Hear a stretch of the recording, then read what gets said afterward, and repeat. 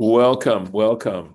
Baruch atah Adonai Eloheinu melech haolam asher kitshanu b'mitzvotav v'tzivanu la'asok b'divrei Torah.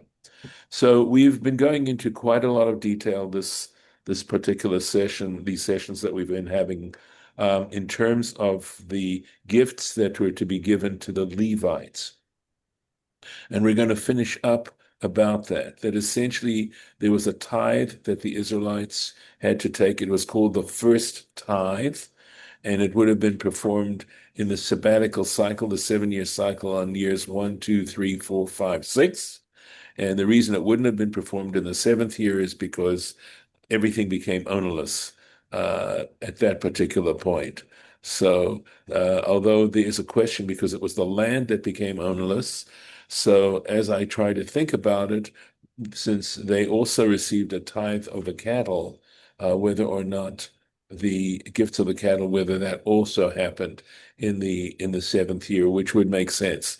But that is a whole other area, which I hope to find out more about at some point or another, but I'm going to put it aside for now. So here we go. Still addressing the Levites, Va'amarta alehem. This is, of course, God telling Moses to say to them, Bahar imchen et chelbo mimenu. Right? Oh, excuse me, this actually, I have to back up and say he must be speaking to the Israelites, right? And you shall say to them, when you separate off chelbo, like the cream, the best part, mimenu, right, from it, v'nechshav lalavim, and it shall be considered for the Levites, ketfuat gorem uktfuat Yaakov. It shall be considered to the Levites like the produce of the granary and the produce of the vat. Okay? So, v'harimchem et chelbo mimenu. When you separate off the best part of it of it, Lamor, this is to tell you, Shitarimu Trumat Maaser Minidu. This is saying that they're to, let's see, I'm trying to think. Mm, mm. Okay, I'll have to continue.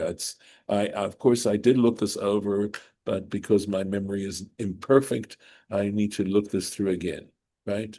So the Trumat Ma'asar, the gift of the tithe from it, v'nichshav hamota'iyah. Okay, l'notar laleviim chulin gemurim. Okay, so what that means is the motar, that is the residue, should be considered for the Levites as completely non-secular food. So before I go on to explain in what the significance of that is, it's sounding to me that what we learned is that the Levites were to take a tithe of the tithe they received from the Israelites. In other words, the Israelites would give the Levites a tithe, and then the Levites themselves had to take a tithe of that and give that to the Kohanim. So I believe it's what he's saying is that after the Levites had taken 1/10 of the tithe they received, that the residue, the remaining 9/10, would be completely secular, considered secular food.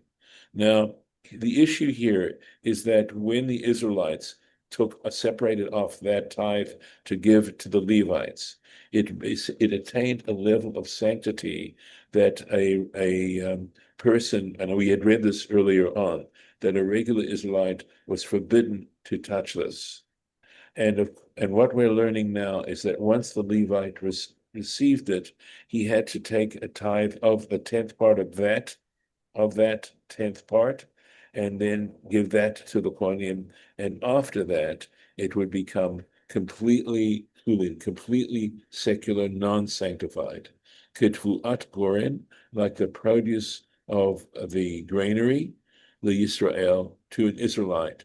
Shelo Terumah. In other words, what we're saying is that after the Israelite had separated off the Terumah Gdolah, we learned that about that. That's that 2% that went to the Kohanim, and then he would take 1/10 of the remainder.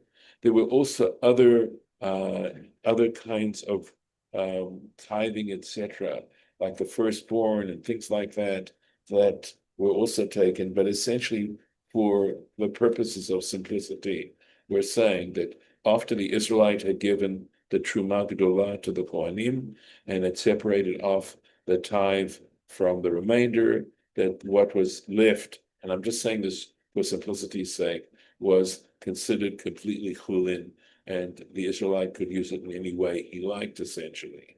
And what we're saying here is we're comparing this situation now to the Levites, where the Levites were to take 1/10 part of what they had received from the Israelites, and after they had separated off that 10th part to give to the Kohanim, they could now use it. It was completely chulin, completely non-sanctified food.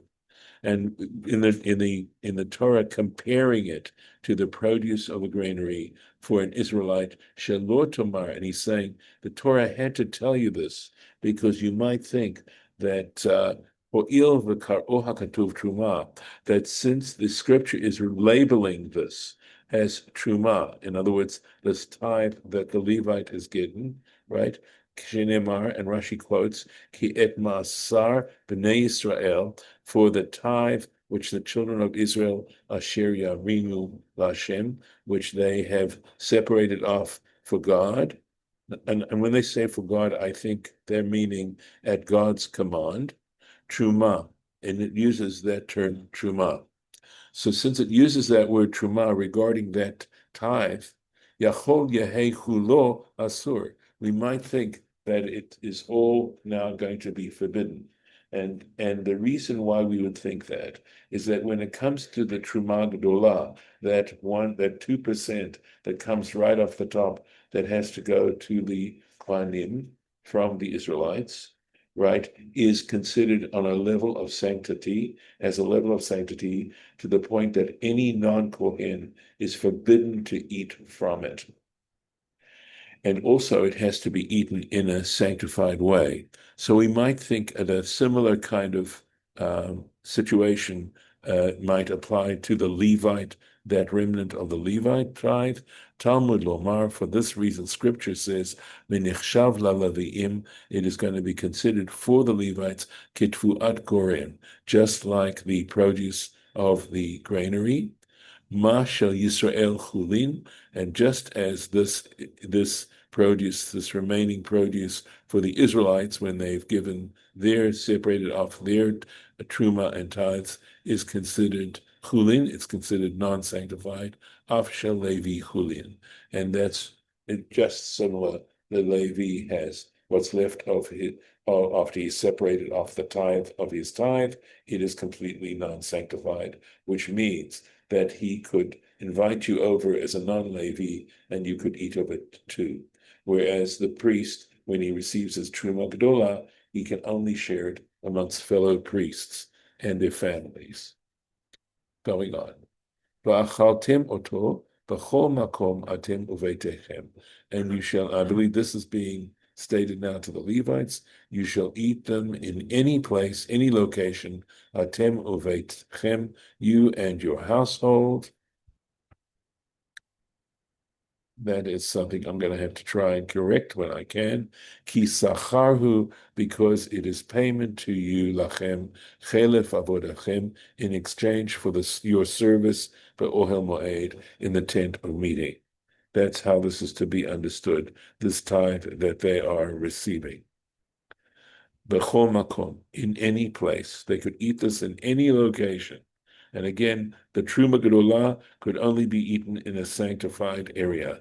Not only did the Kohen and his family have to be in a state of purity in order to consume the Terumah, but through Terumah itself, they had to guard the Terumah to make sure that it didn't become desanctified. So afilu, so any place, that emphasis on any, and he's saying bevet hakvarot, even in a cemetery. So v'lo tisu alav chet, and you shall not bear on yourselves an iniquity, b'harimchem et chelbo mimenu, when you separate off its best part from it, ve'et kodshei v'nei Israel, and the sanctified food, etc., objects, Bnei Israel, of the children of Israel, lo techalalu v'lo tamutu, you shall not cause them to become profane, so that you not die. So, v'lo tisu alav chet, what are we talking about here? You shall not bear any sin regarding this, etc.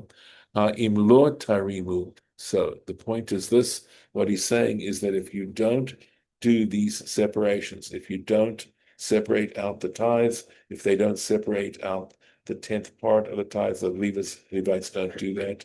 Lord Tarim, if you do, Tisuchet, you shall be suffering an iniquity. Give me 1 second. I'm gonna pause it. Let's do that. 1 second. Let's see. I can do that.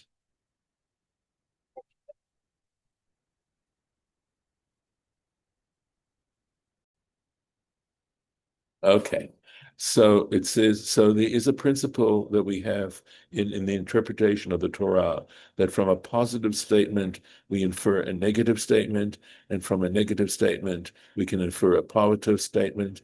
So if it says, in other words, it says, you should do this, right?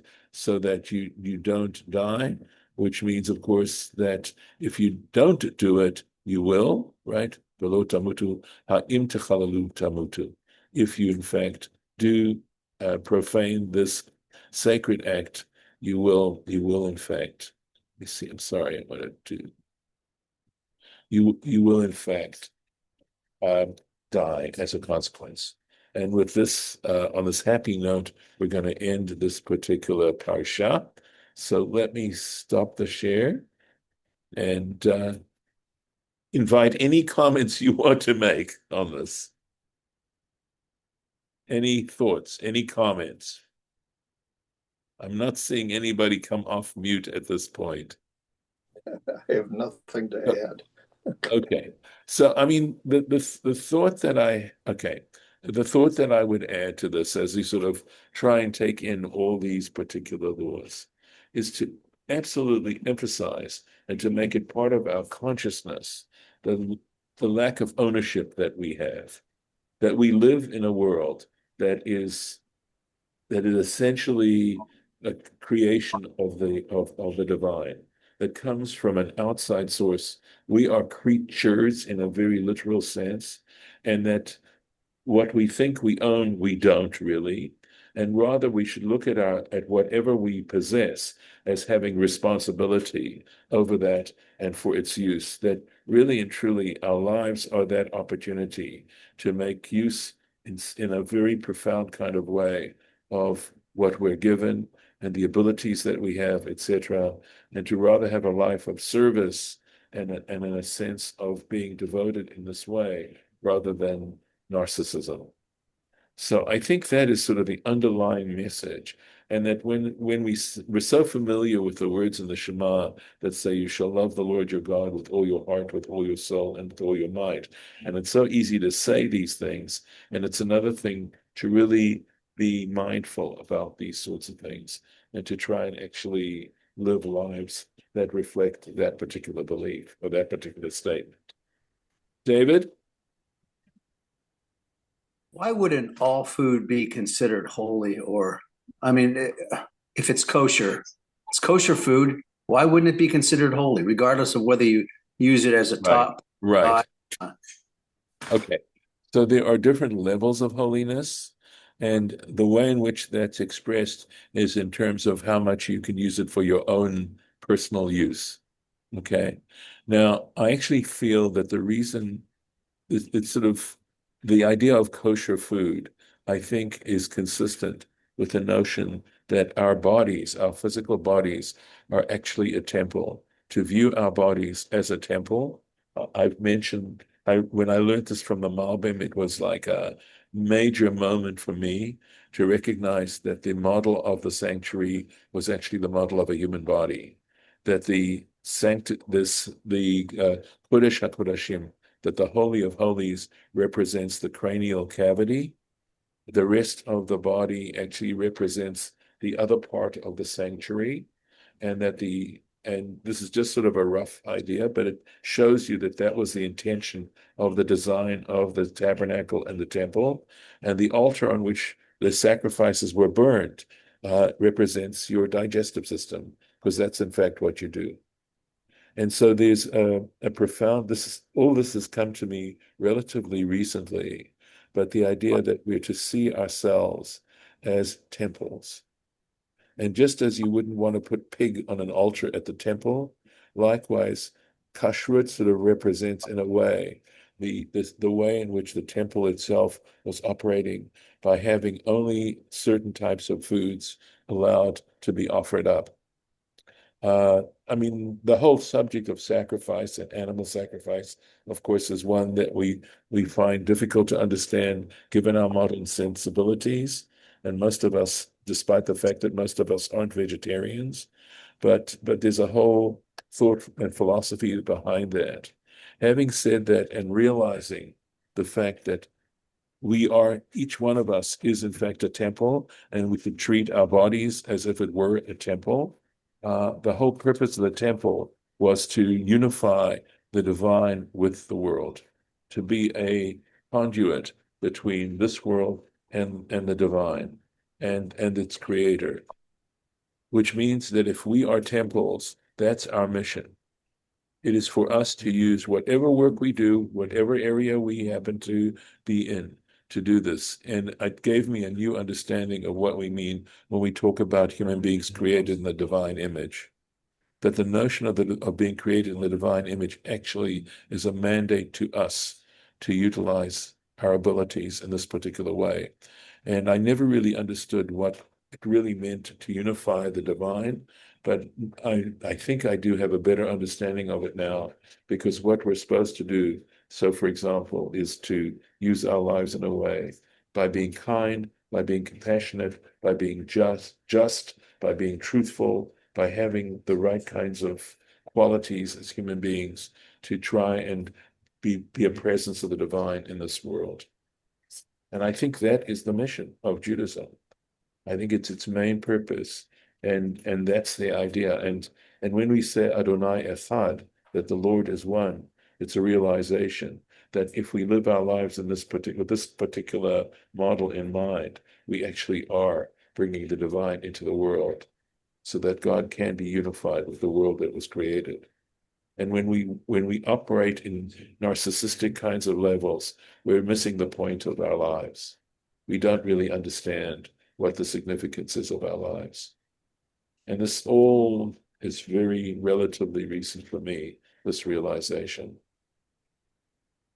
So it's a long answer to your question, David, and maybe I really haven't answered it, but in that sense that we only allow kosher food to come into our bodies is a way of sanctifying it too. But there were different levels of sanctification, and there may have been as many as 5 or 7 levels. And it just means it has to be treated in very special kinds of ways, just as kosher meat has to be prepared in a very special kind of way. And it's that realization that these kinds of things are actually significant.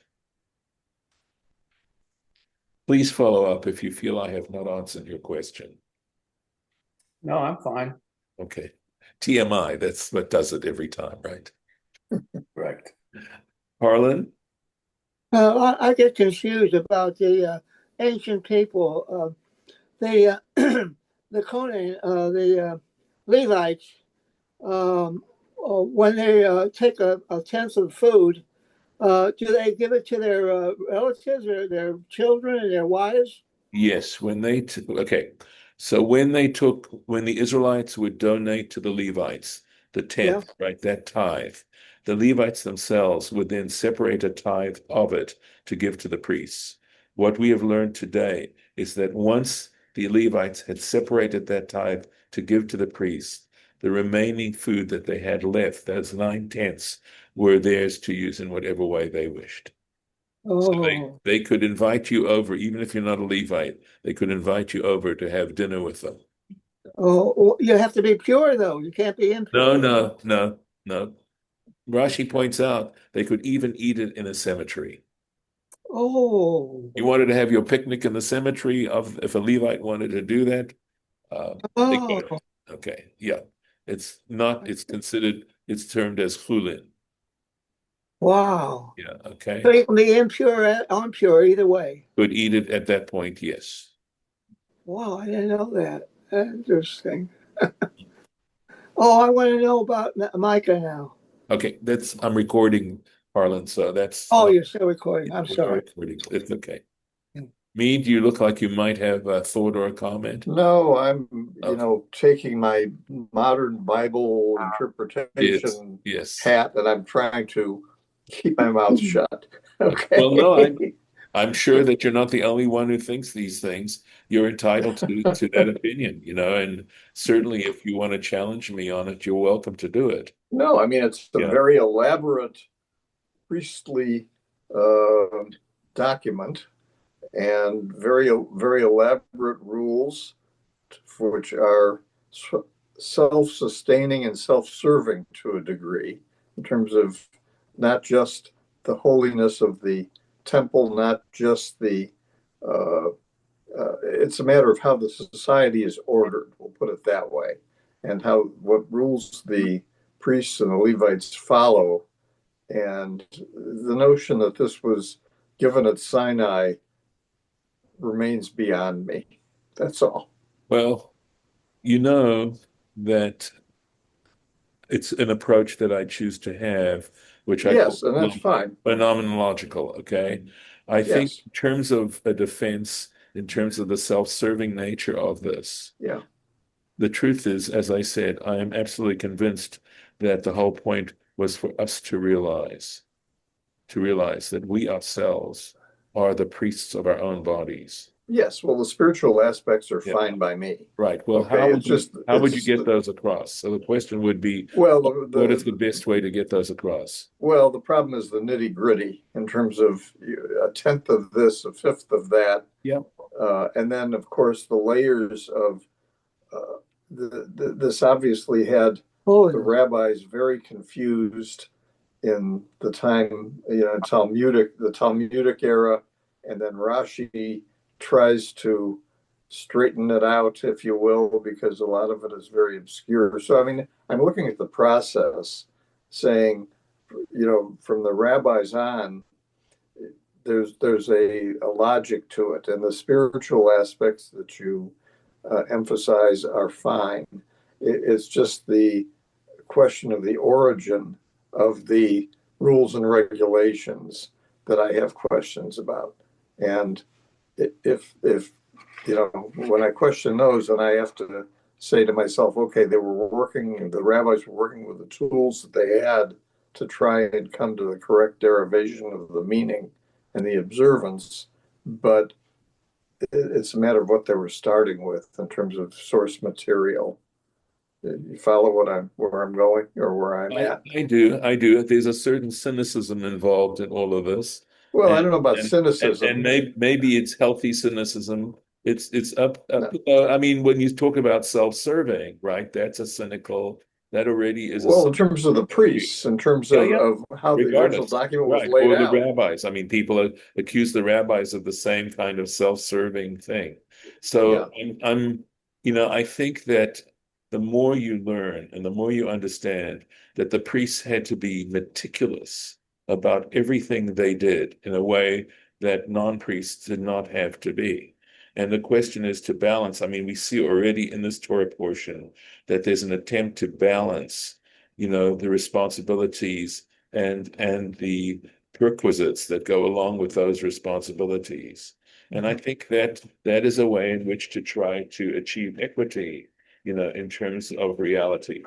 Having said that, I will maybe close with what I think is one of the best syllogisms I can share with, and it's this.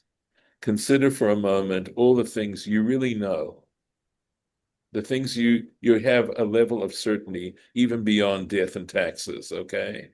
But that you're pretty certain about and that you know. I mean, look, you went to medical school, you learned a lot of things, and you know that in some ways medicine is about trying to balance the risk and the benefit in whatever procedure you choose to take. Okay. but you've learned a lot from that experience. And take all that you know and make a set of it, put it in an imaginary box. Now, take all the things you are aware that you're totally unaware of in this universe, things that you know you're unaware. You don't know what's going on in the lives of all the people in Canton, Ohio, right? Well, let's go to the world on that, right? The population of the world, or details regarding other countries. That area of ignorance that we know we have, and ask yourself, compare that box to the box of things we know we know. Now, let's go to a third point. How about all those things we don't even realize we don't know, which is the ineffable? That's the definition of ineffable. In other words, it's so beyond our understanding that we don't even realize we are unaware of it. That's the third category. And the truth is, realizing the truth of the statement I've just shared with you makes me less skeptical about what I'm reading here, and saying there are many things I don't understand. There really are, but that if I keep reading and I keep studying and I keep trying to understand the approach that I'm taking, maybe I'll understand a little bit more and have a better sense of what's going on. Again, relatively recent discovery. What's religion all about? Religion is all about the quest for significance. Why was Meade Perlman put into this world, given Meade's abilities, his intelligence, all the Thoris Meade has had to deal with, and the challenges? You know it's going to end at some point. So why? What's the point of it? And religion tries to show you a path in which to find significance. I'm saying religion, right? Notice I did not say just Judaism. Judaism happens to be a particular path. Right. But every religion, if it's the nature of religion is such that tries to help a person, whether they're even conscious of it or not, to discover significance. Right. That's not to be cynical. Okay, I'm going to stop the recording. And